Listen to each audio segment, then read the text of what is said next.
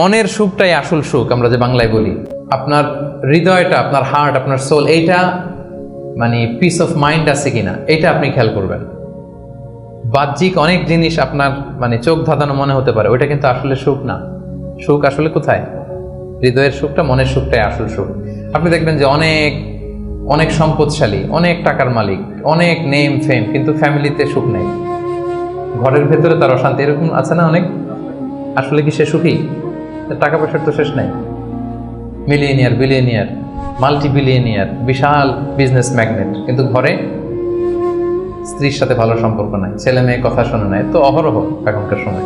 তা আসলে কি সে হ্যাপি? কি বলেন? চিত্তে শান্তি নাই, মনে সুখ নাই। মনের সুখ আসল সুখ। অনেক টাকার মালিক, ঘরে 8-10টা কাজের লোক, কয়েকটা বাবুর্চি, কিন্তু খেয়ে হজম করতে পারে না। আছে এরকম প্রবলেম অনেকের? বলেন তো, যার ডাইজেস্টের সমস্যা, ডাইজেস্ট হয় না, তার কত কষ্ট। আমাদের কখনো যখন এরকম হয় যে ডাইজেস্ট হচ্ছে না, একটু কি বলে ফুড পয়জনিং বা বদহজম এরকম কিছু হলে কি অশান্তি লাগে, আর সারা জীবনটাই এটা। তার জীবনটা কেমন যাচ্ছে বলেন? আপনার যে মনে শান্তি আছে, এই যে 2 টাকা দিয়ে নাসি আয়াম খেয়ে ফেলতে পারতেছেন, যেখানে মনে চাই বসে ফেলতে পারতেছেন, শুইতে পারতেছেন, থাকতে পারতেছেন, কত সিম্পল লাইফ, কত সুখ। এরপরেও আমরা যদি সুখ খুঁজে না পাই, আপনি একটু ওদের দিকে তাকান, কিছুই হজম হয় না। তাদের কি অবস্থা? ঘরে শান্তি নাই, ফ্যামিলিতে শান্তি নাই। তো এই জন্য সম্মানিত ভাইয়েরা, পিস অফ মাইন্ড, এটা হচ্ছে the true happiness, the real happiness. আপনার মনটা যদি প্রশান্ত থাকে, আপনি যদি মনোদৈহিক প্রশান্তির মধ্যে থাকেন, you are the happiest person in the world. আপনি সুখী, মহাসুখী, আপনি মহাসুখী। ইউআই থেকে বের হলে বুঝবেন দুনিয়াটা কেমন। এখানে আমরাও তো ছাত্র জীবন কাটিয়েছি একটা সময়, সুবহানাল্লাহ। পারিবারিক জীবনে যাবেন, ক্যারিয়ার লাইফে যাবেন, বিজনেসে যাবেন, ব্যবসা যাবেন, দিনকে দিন জটিলতার মধ্যে আপনি আসবেন। এখন যে কত হ্যাপি লাইফ লিড করতেছেন, আপনি কল্পনা করতে পারবেন না। এর জন্য শুকরগুজার হতে হবে। তো তাই বলে কি এখন টাকা পয়সা সম্পদ এগুলোর দরকার নাই? বাড়ি ঘর বাবুর্চি দরকার নাই, যেগুলো বলতেছিলাম না, দরকার আছে। আমি বুঝাতে চাচ্ছি যে ওগুলোই আসল সুখের সন্ধান দেয় না। আসল সুখ কিসের সুখ? মনের সুখ। সবাই বলেন, আসল সুখ মনের সুখ। পার্থিব জীবনের এই ব্যাপারগুলো যে লাগে, এটাও ইসলাম বলে। যেমন রাসূল সাল্লাল্লাহু আলাইহি ওয়াসাল্লাম একটা চমৎকার হাদিস, সহিহ হাদিস, এটা আমি একটু করে শেয়ার করি।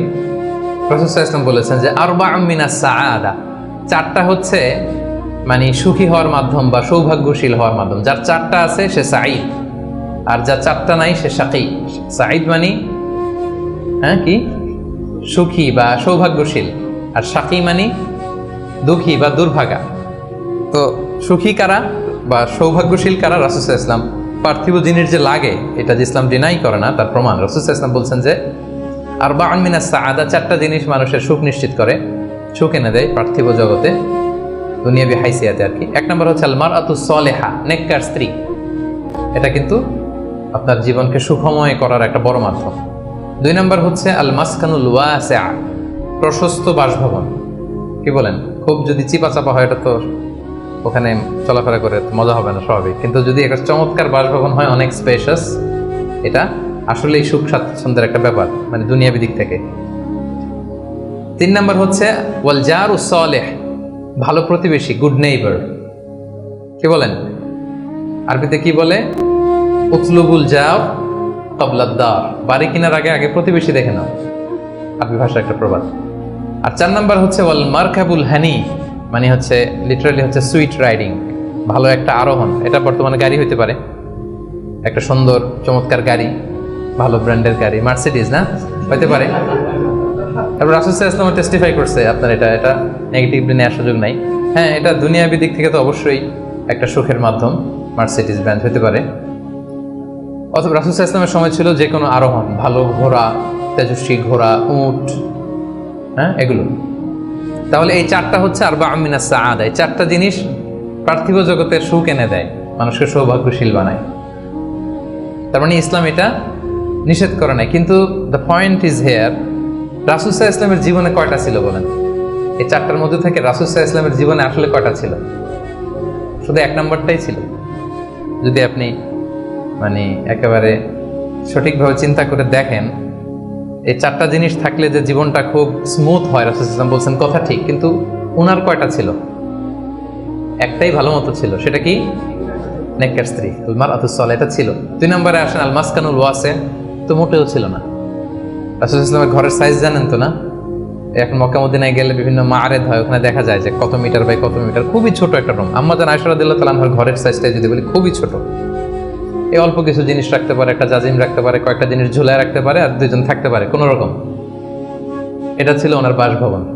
এটা কি আল মাসকানুল ওয়াসি হইছে? পান নাই উনি এটা। এরপর একটা আসেন ওয়াল জারুস সালেহ, ভালো প্রতিবেশী পাইছেন, কাছাকাছি ধরলে পাইছেন, পাশে ফাতেমার ঘর, দিকে স্ত্রীদের ঘর। কিন্তু আপনি যদি বিগার সেন্সে চিন্তা করেন, কারা থাকতো আশেপাশে? এদিকে তো না, আবু লাহাব তো মক্কার কথা, লেটসে মদিনার কথাই যদি আমরা বলি, আপনার কারা থাকতো? মুনাফিকদের একটা দল তো থাকতোই, আর 3 দিকে জিউস, ইহুদিরা, বনু কাইনুকা, বনু নাদির, বনু কুরাইদা। এরা কি করছে রাসূল সাল্লাল্লাহু আলাইহি ওয়াসাল্লামের সাথে? মানে ট্রেচারির যত ধরন হইতে পারে, বিট্রে করার যত ওয়ে হতে পারে, সবগুলো করেছে। একটা রাত শান্তিতে ঘুমাইতে পারে না এদের কারণে। এটা কবে পর্যন্ত? 5ম হিজরির আগ পর্যন্ত ঘুমাতে পারে নাই।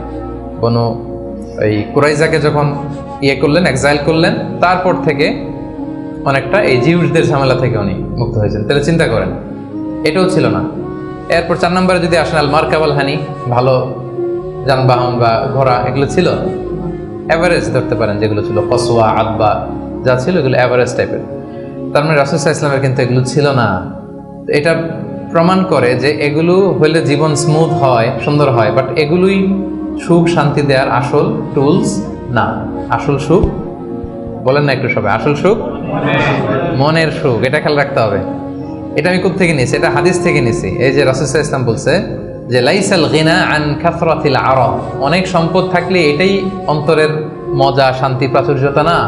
ওয়ালাকিন্নাল গিনা গিনান নাফস, মূল সুখ হচ্ছে অন্তরের সুখ, মূল ধনাঢ্যতা হচ্ছে অন্তরের ধনাঢ্যতা। আপনার অন্তর হ্যাপি তো সব হ্যাপি। আপনি না খেয়ে, সামান্য খেয়েও, আপনি ছোট্ট ঘরের ভিতরে আপনি সুখ আর সুখ, এরকম ফ্যামিলি আছে না? আপনারা কি মনে করেন যে রিক্সাওয়ালার যে বস্তির ভেতরে কুড়ে ঘরে কোনো সুখ নাই? কথা বলেন, আছে না? আছে। এদেরকেও আল্লাহ সুখের সন্ধান দিয়েছেন। তো নট নেসেসারি যে আপনার টাকা পয়সা এগুলো হইলেই সুখ হবে না। আরেকটা হাদিস আমি ইবনে মাজাহ থেকে একটু শোনাই, খুব চমৎকার হাদিস। হাদিসটা সুনান ইবনে মাজাহ এসেছে, মান কানাতিদ দুনিয়া হাম্মাহু ফারাকাল্লাহু আলাইহি আমরাহু ওয়া জাআলা ফাখরাহু বাইনা আইনাই। লম্বা হাদিস, আমি অর্থটা বলি। হাদিসটা একটু খেয়াল করেন আমার সাথে। রাসূল সাল্লাল্লাহু আলাইহি ওয়াসাল্লাম বলেছেন, পার্থিব চিন্তা যাকে মোহগ্রস্ত করবে, মানে যে দুনিয়া নিয়ে পেরেশান, তার কি হবে দেখেন? তার কাজকর্মে আল্লাহ তাআলা অস্থিরতা ঢেলে দিবেন, সে অস্থির হবে। দারিদ্রতা হবে তার নিত্য সঙ্গী, এবং এই পার্থিব স্বার্থ সে ততটুকুই পাবে যতটুকু তার তাকদিরে লেখা আছে, এর বেশি পাবে?